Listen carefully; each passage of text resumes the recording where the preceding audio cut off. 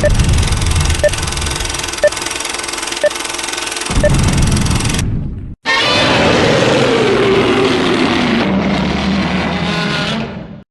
Kaiju fans, welcome back to the Kaiju World Order. My name is MM, and today we're just going to be talking about some new figures that have been revealed over the past week or so. Nothing too out of the ordinary, except for the Haya. Talk about that in a few. But yeah, I don't know about all of you guys sitting at home, but it is really fucking cold here, and whew, I am so over this.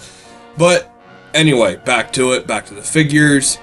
Starting just with Bandai, we haven't gotten to see it in full color yet, but at long last we are getting a 2.0 movie monster series, SpaceGodzilla. Now, the sculpt that we have previously had released, that thing's been around since like the early 2000s, and the figure itself was based on the 8-inch figure from Bandai also. So they had this awkward spine gap, which was a running joke for a long time with this figure, and I was hoping it'd be gone by the time they brought SpaceGodzilla back for the new era of figures, but nope. But thankfully, now we are getting 2.0, they have fixed the spine gap, and I gotta say, this thing looks awesome. I can't wait to see the colorized version, or the painted version, I guess I should actually say. I'm not expecting a lot, it's Bandai, but I'm hoping they can at least pull a good job with the paint on it. The Destroya flying form that I just got looked pretty good, and yeah, my fingers are crossed that this is a good release. And then also, for anybody playing catch-up, the USG store will be getting a new shipment of Titanosaurus and Godzilla 85s in. Actually, it might be up already. I mean, I haven't really checked myself.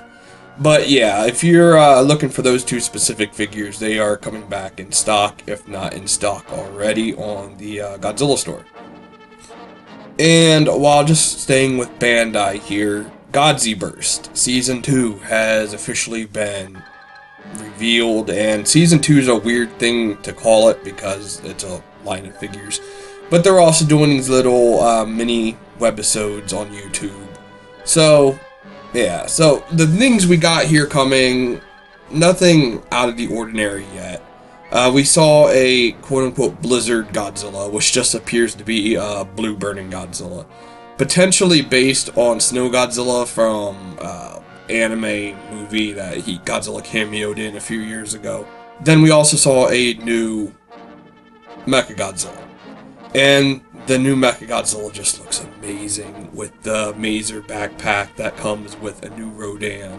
And speaking of the Rodan, it's just plain brown Heisei Rodan, not Fire Rodan, which is something we don't get very often, so I'm surprised to see it here.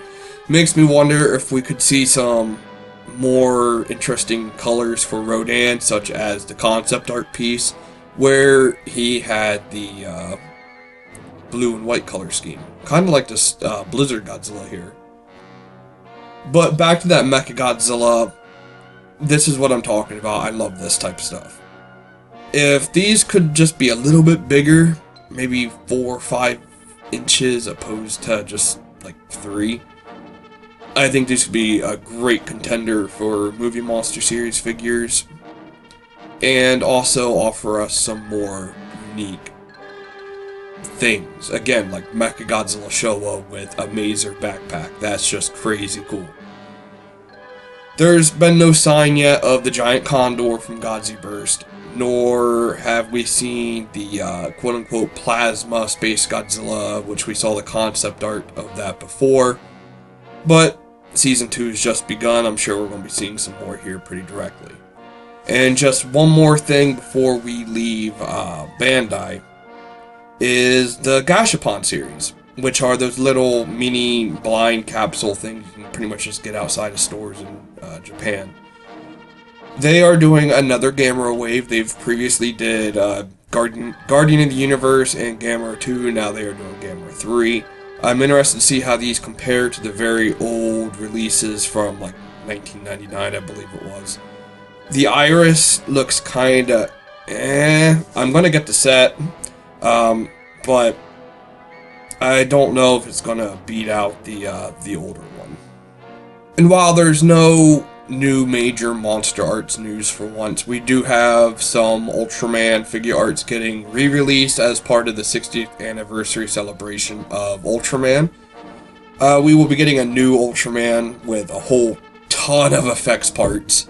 Yeah, if you don't have an Ultraman figure arts and you are looking for a representation of this character on your shelves, this is the way you're going to go. You got everything here. I-beam, Specium Ray, the little capture ray, everything's here.